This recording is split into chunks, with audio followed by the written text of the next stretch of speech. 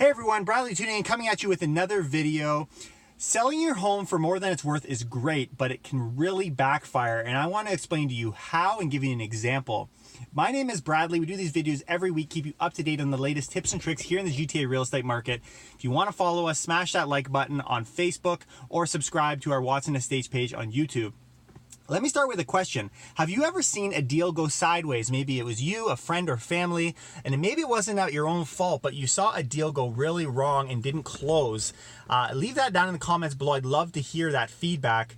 But it comes from this example. I had a condo we sold for a client recently that we sold for $580, but the home was only worth $530. In fact, they had financing which was approved and they removed that condition, but they turned around during an appraisal, which the lenders will often do, which was appraised at $550. And even if anyone knows the industry, they'll stretch it even, but the most they could pull was $550, which if you do quick math was a $30,000 overpayment for this home. Now the lender refused to pay that as anyone would, and so the buyer is left footing that bill. So it leaves us with two scenarios, best and worst case.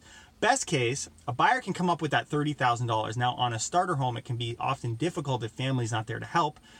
The other thing that could happen is because it's sold for $580, the neighbors can see that and maybe they've sold recently before the closing date that can help boost that number slightly.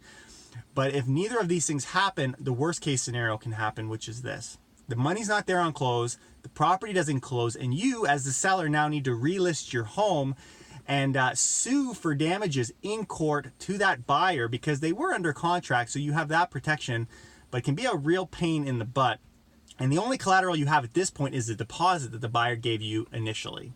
So the lesson is this: it's great to sell your home and it's great to do it quickly, but you need to know that that comes with its own risks if we're selling it over value and how to avoid those. And of course, have the right people in your court when you approach the table.